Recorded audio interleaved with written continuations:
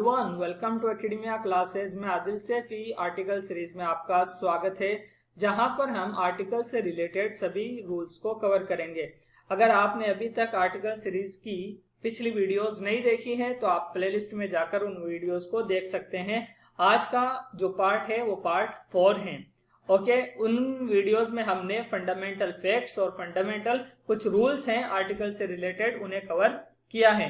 और अगर आप चाहते हैं कि सिंटैक्स, सब्जेक्ट वर्ब एग्रीमेंट को आप डीपली पढ़ें, उसका हर एक रूल जानें और जितनी भी हिंदुस्तान लेवल पर, इंडिया लेवल पर एग्जाम पॉइंट ऑफ व्यू से ऑथेंटिक बुक्स है इंग्लिश ग्रामर की, उनका कंटेंट आप एक ही बार में पढ़ें, तो जरूर आप हमसे जुड़ जाइए और जरूर आप उस प्लेलिस्ट को देखिए, क्योंकि हमने वहां पर जितनी भी most popular and most authentic books हैं जो इंडिया में स्टूडेंट्स प्रयोग करते हैं एग्जाम करेक्ट करने के लिए, उन किताबों से हमने पूरे कंटेंट को जमा करके यानी कि एक पूरी सीरीज बना दी है, ताकि आपको अलग अलग वीडियोस ना देखनी पड़े, अलग अलग आपको किताबें ना पढ़नी पड़े।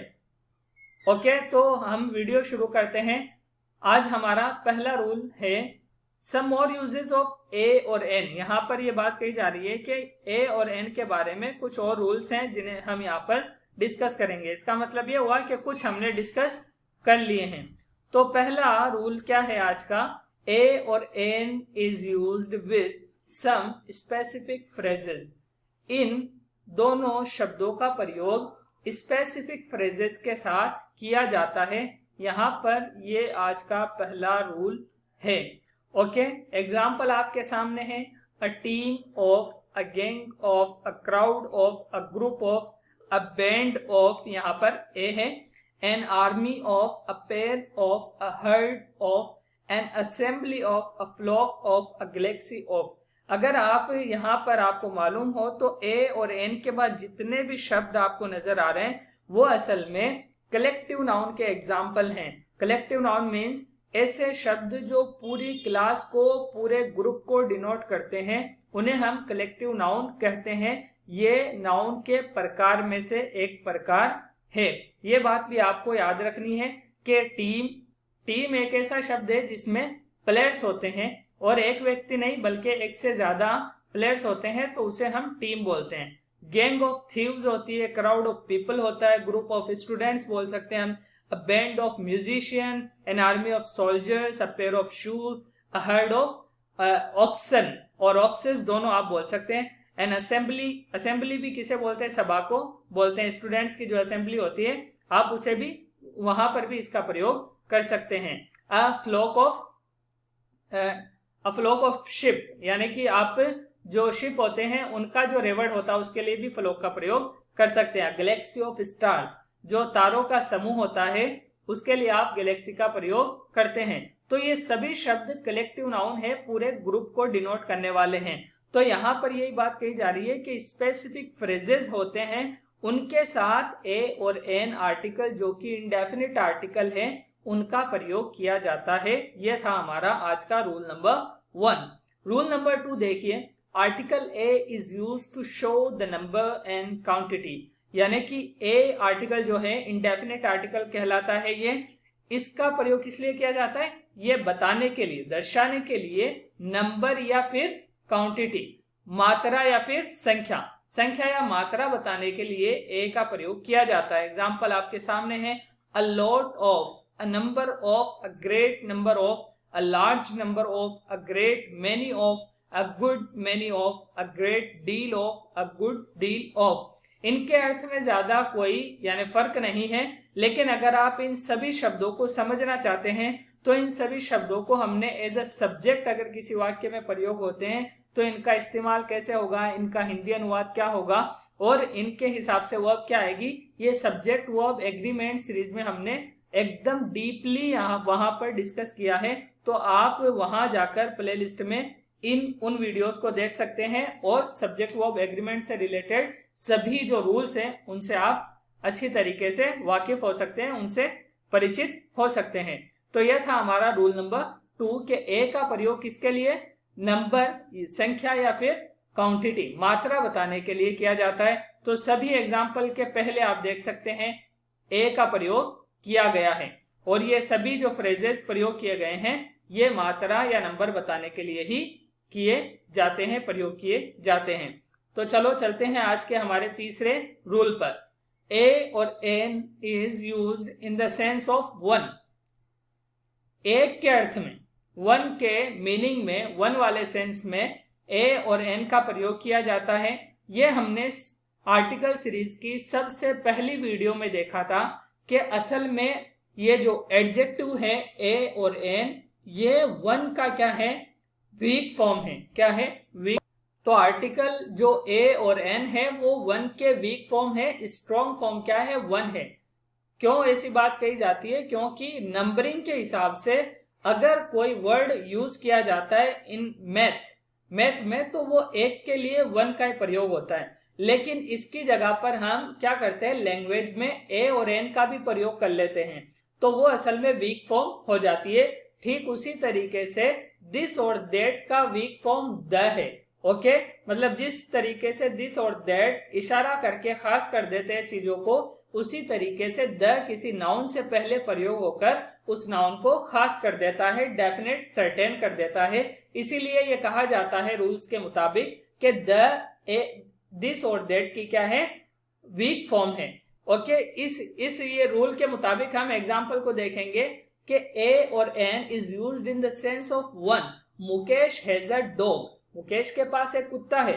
अब यहाँ पर मुकेश के पास एक कुत्ता है, एक कुत्ता है, ये जो सेंस दे रहा है, वन डॉग हमने इस्तेमाल नहीं किया, उसके बावजूद भी हम यहाँ पर एक का अर्थ ले रहे हैं। क्यों?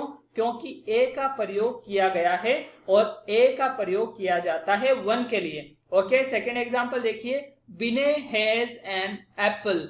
विनय के पास क्या है, एक सेब है। ओके, तो यहाँ पर एप्पल का पहला अक्षर ए है जो कि वोवेल्स में से है और साउंड भी वोवेल्स में से है। That's why we used here article an, not a. Okay, ये तो फर्क आपको मालूम होना चाहिए। अगर नहीं है तो लास्ट वीडियो देखिए और वहां पर अपना ये कंफ्यूजन दूर कीजिए, कॉन्सेप्ट ऑफ ए और एन।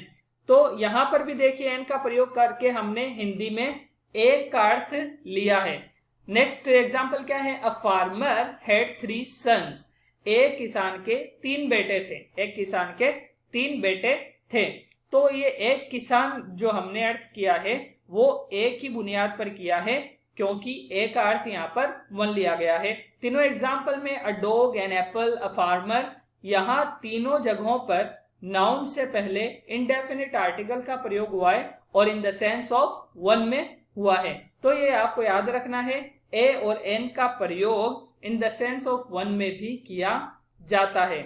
इससे पहले हमने क्या पढ़ा था कि ए और ए का प्रयोग किस लिए किया जाता है, नंबर और क्वांटिटी बताने के लिए भी किया जाता है। और इससे पहले हमने पढ़ा था कि ए और an is used with some specific phrases. तो हमने ये 3 रूल्स अभी तक कवर कर लिए हैं।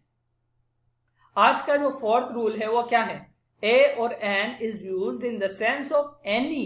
एनी वाले अर्थ में भी इसका प्रयोग किया जाता है।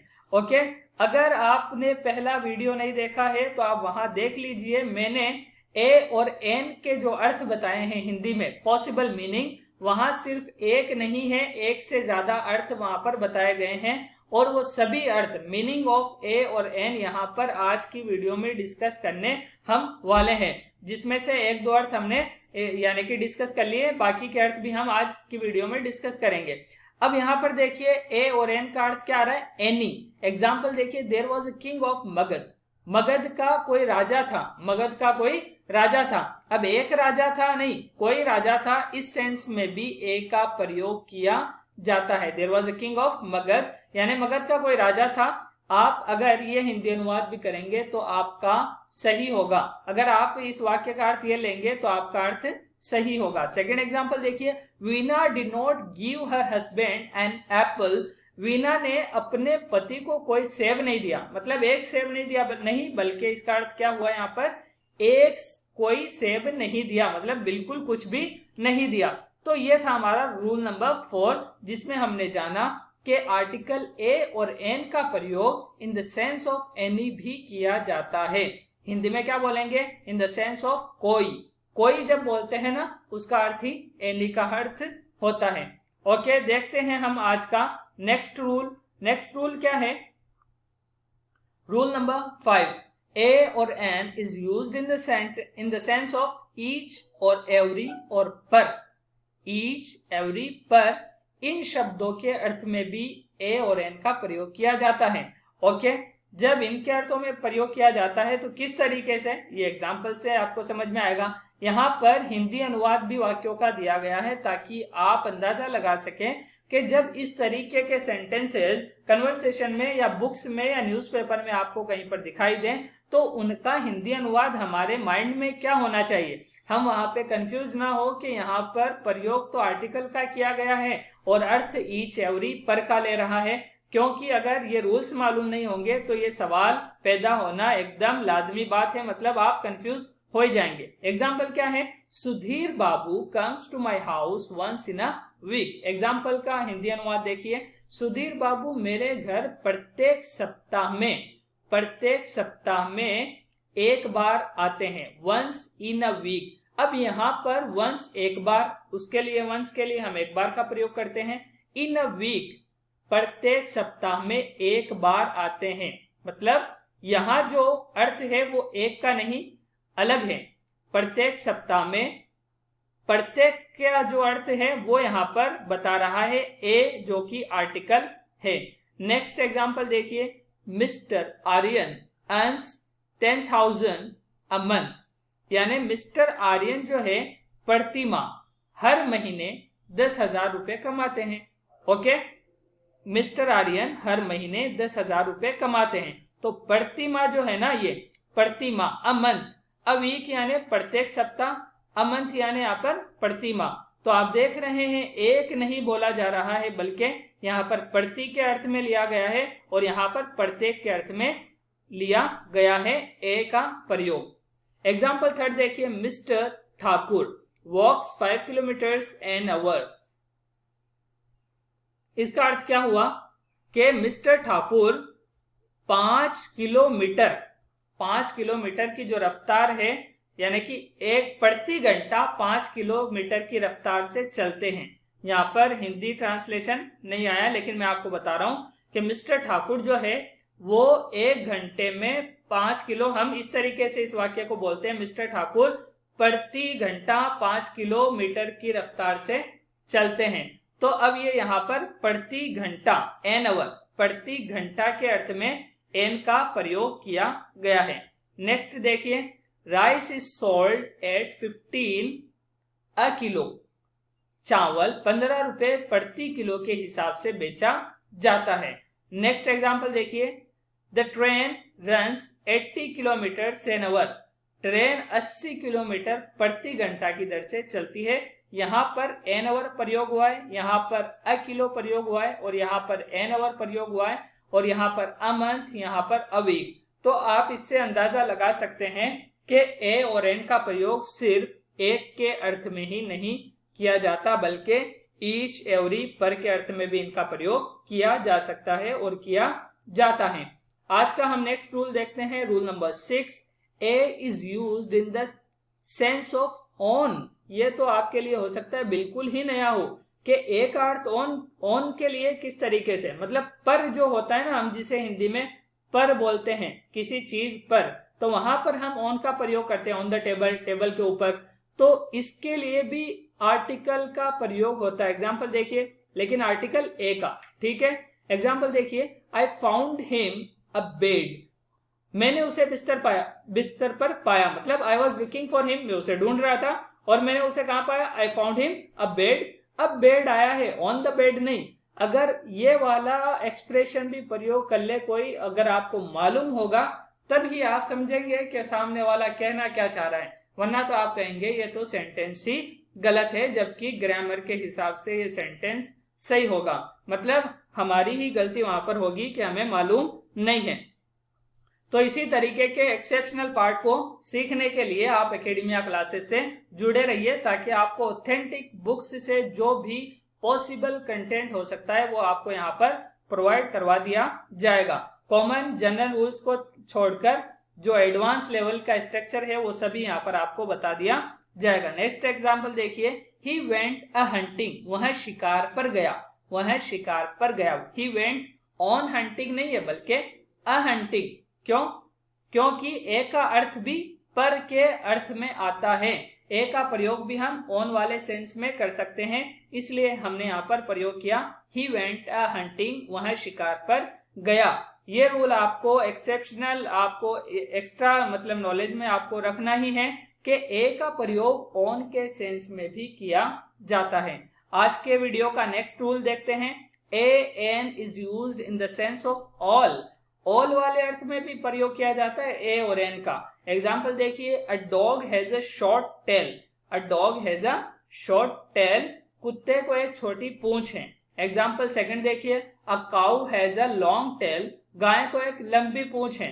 अब यहाँ नोट जो है उसको गौर से पढ़िएगा। अ डॉग, अ काउ, यहाँ पर गिवन क्या है? अ डॉग, अ काउ, दोनों नाउन से पहले जो कि कॉमन नाउन है उनसे पहले आर्टिकल ए का प्रयोग हुआ है।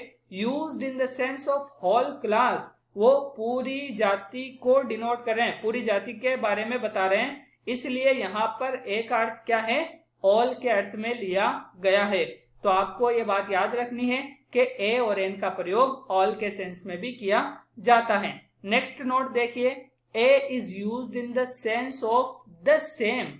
द सेम यानी कि समान के अर्थ में भी ए और ए का प्रयोग किया जाता है। एग्जाम्पल देखिए, birds of a feather flock together. Birds of a feather, अब यहाँ पर ए मतलब सेम फीदर, जो इसका अर्थ एक तो शाब्दिक अर्थ है। शाब्दिक अर्थ क्या होगा कि बर्ड्स जो कि समान यानी पंखों वाले होते हैं, फ्लॉक टुगेदर, वो क्या साथ उड़ते हैं। लेकिन इसका प्रयोग आम भाषा में भी किया जाता है कि समान प्रवृत्ति के व्यक्ति क्या रहते हैं? एक साथ रहते हैं। मतलब एक ही नेचर के लोग एक साथ रहते हैं और रह पाते हैं। जैसे फ्रेंड सर्किल के बारे में कहा जाता है कि पूरा फ्रेंड सर्किल एक ही नेचर का होता है।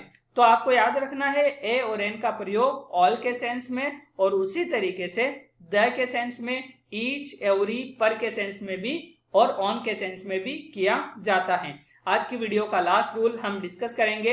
ए an is used before proper noun when proper noun is used as common noun. Sorry, यहाँ पर ये लोगो आ गया है, लेकिन इसी बात को नीचे मैंने अलग तरीके से लिखा है। समटाइम प्रॉपर नाउन मतलब व्यक्तिवाचक संज्ञा जिसे बोलते हैं हम, ये नाउन के प्रकार में से एक प्रकार है। प्रॉपर नाउन मतलब किसी व्यक्ति, वस्तु, स्थान का कोई खास नाम। जैसे मेरा नाम आदिल सैफी है, तो ये जो नाम है वो प्रॉपर नाउन है। एकेडेमिया क्लासेज एक प्रॉपर नाउन है। तो sometime proper noun is used as common noun, जब कभी कभी क्या होता है प्रॉपर नाउन को कॉमन नाउन के तौर पर प्रयोग किया जाता है।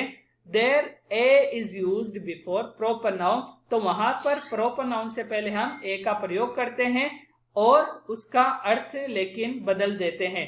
ओके, आमतौर पर होता क्या है जब हम ग्रामर पोर्शन पढ़ते हैं कि प्रॉपर नाउन से पहले हम आर्टिकल ए और एन का प्रयोग नहीं कर सकते हैं।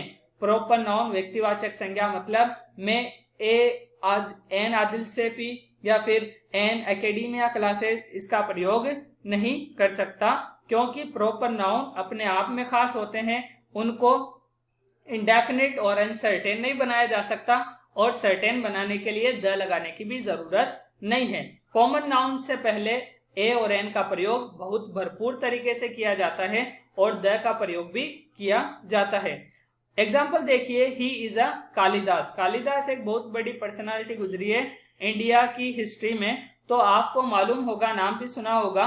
ही इज अ कालिदास, किसी के बारे में कहा जाए कि वो पोएट्री में इतना अच्छा है, ही इज अ कालिदास मतलब वो कालिदास के जैसा है। उसी तरीके से यू आर अ तेंदुलकर मतलब तुम इतना अच्छा कहते हो, like you are a Tendulkar, तुम तेंदुलकर हो। एग्जाम्पल थर्ड देखिए, ही इज अ शेक्सपियर मतलब कोई लिटरेचर में इतना एडवांस हो अपनी कला को लेकर, स्टाइल ऑफ राइटिंग को लेकर, स्टाइल ऑफ प्रेजेंटेशन, परफॉर्मेंस को लेकर, तो उसे कहा जा सकता है he is a Shakespeare of this age. आज के दौर का वो क्या है? शेक्सपियर है। तो अब देखिए, Kalidas proper noun, Tendulkar proper noun, Shakespeare proper noun, लेकिन उनसे पहले ए, आर्टिकल ए का प्रयोग हुआ है। क्यों?